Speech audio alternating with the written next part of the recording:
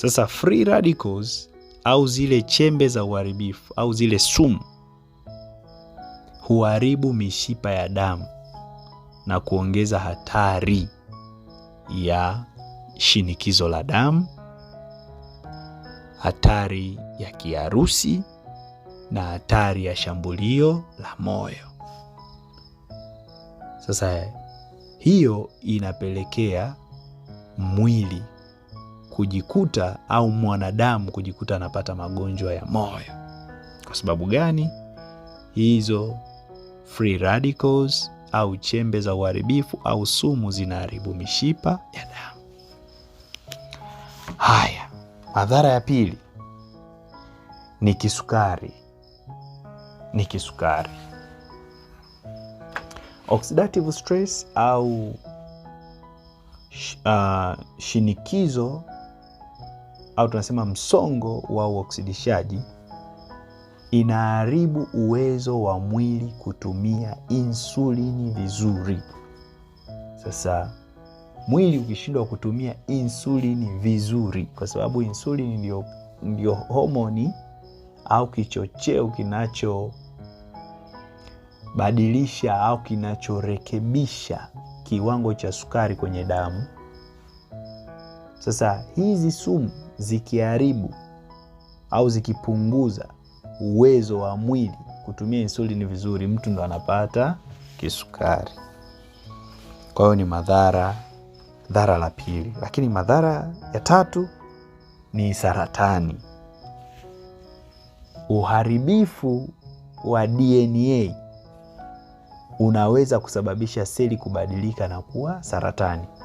Kwa hizi free radicals au chembe hatari au sumu ya uharibifu zinaweza zikasababisha uharibifu katika DNA au deoxyribonucleic acid au kinasaba, tunasema vinasaba. Sasa vikileta uharibifu pale, unaweza kusababisha seli kubadilika na kuwa saratani. Isiwe seli ya kawaida, ikawa ni seli ya saratani. Lakini jambo la 4 ni kuzeeka mapema. Madhara hayo ya oxidative stress. Ya 4 ni kuzeeka mapema. Dalili za kuzeeka mapema zikoje? Ni ngozi kuchoka, kukunjamana mapema, nywele kupoteza nguvu. Na ni kwa sababu gani? Ni kwa sababu hizi free radicals au chembe za uharibifu au chembe hatari au sumu ya uharibifu zinaenda kushambulia nini? Cells. Na seli tunasema the basic unit of life.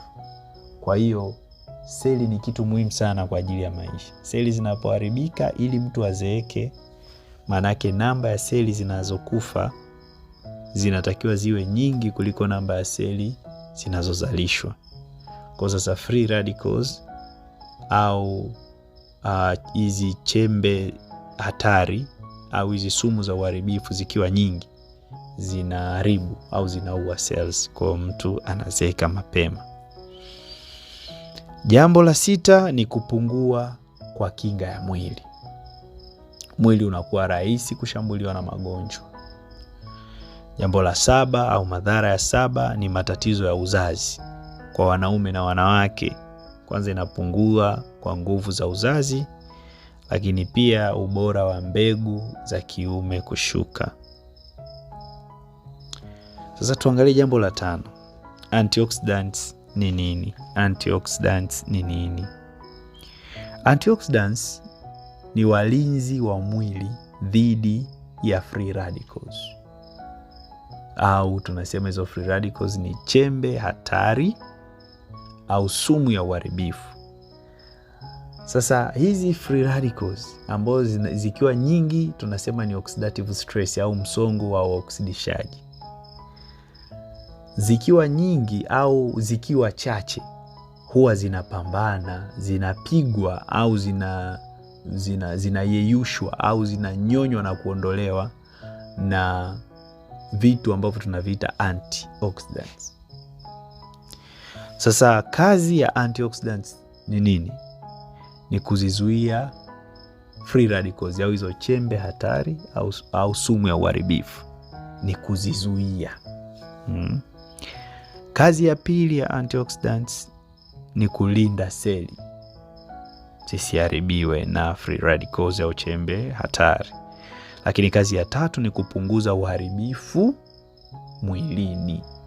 Kupunguza uharibifu mwilini au uharibifu wa mwili. Mfano wa antioxidants ni nini? Mfano wa antioxidants kwa mfano ni vitamin C. Hiyo ni antioxidants. Ya pili ni vitamin E. Hiyo ni mfano wa antioxidants. Ya tatu ni selenium. Lakini ya 4 ni zinki.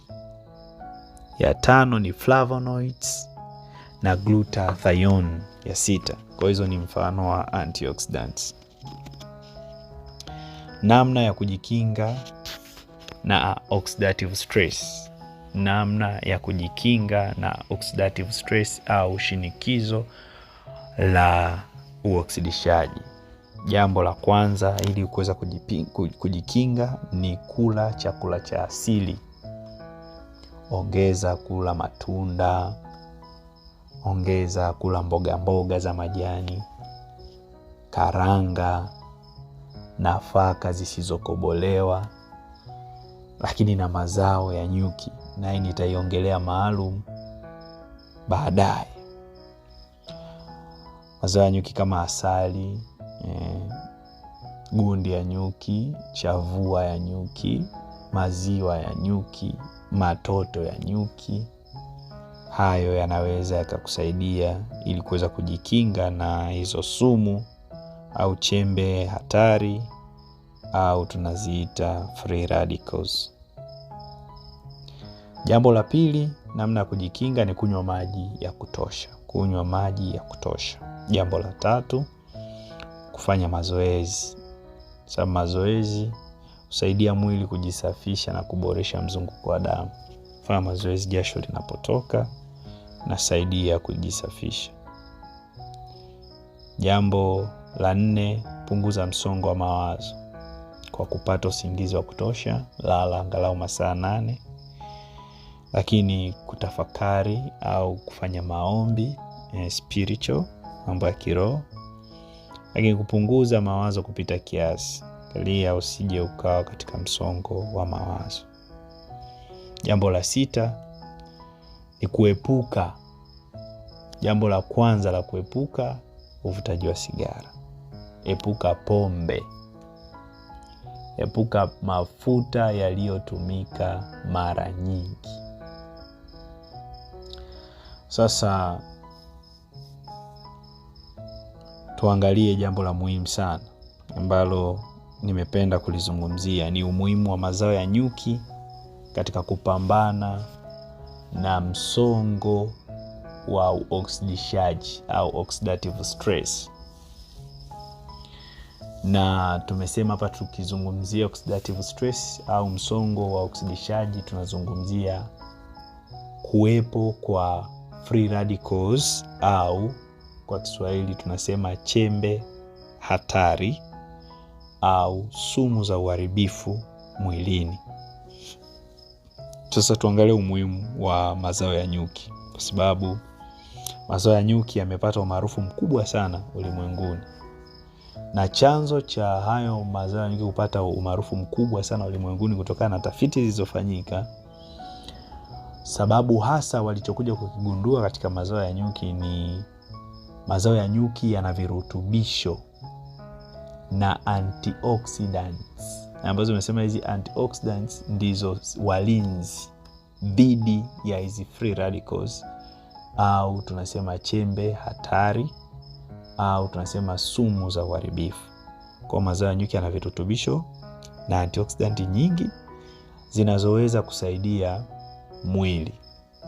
Mfano wa haya mazao ya nyuki ni asali, mfano gundi ya nyuki au tunasema propolis, maziwa ya nyuki ambayo tunasema royal gel, kuna chavua au tunasema pollen, kuna sumu ya nyuki au tunasema bee venom au apitoxin,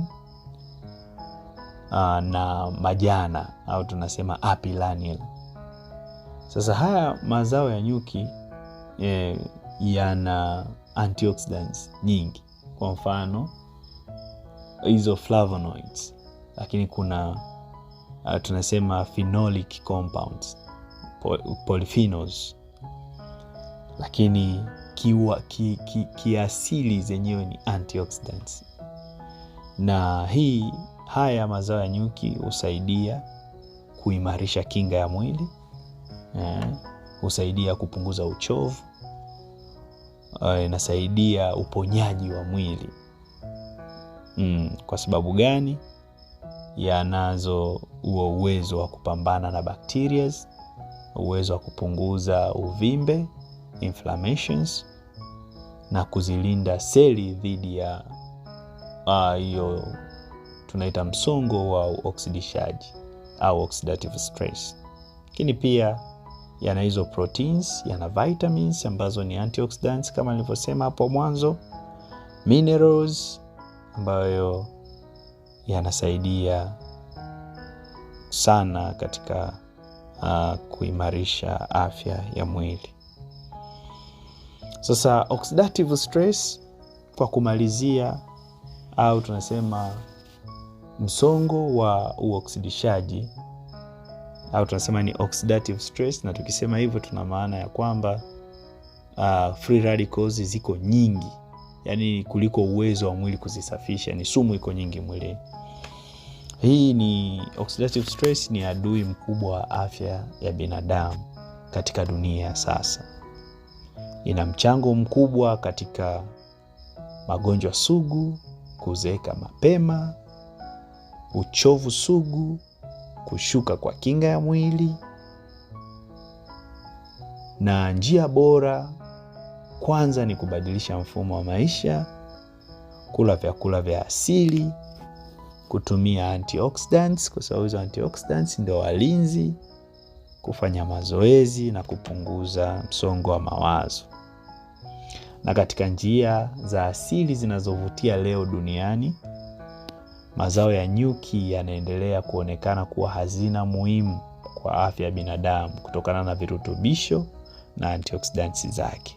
Hivyo matumizi ya asali, gundi ya nyuki, chavua, maziwa ya nyuki, sumu ya nyuki au majana yanaweza kuwa sehemu muhimu ya kusaidia afya bora na kinga ya mwili katika zama hizi za magonjwa sugu na msongo wa uoksidishaji au oxidative stress, ambao unatokana na hizo free radicals au chembe hatari au sumu ya uharibifu kuwa nyingi mwilini, kuzidi kiwango cha mwili kupitia antioxidants zake za asili kujisafisha au kupambana na hizo free radicals au chembe hatari au sumu ya uharibifu.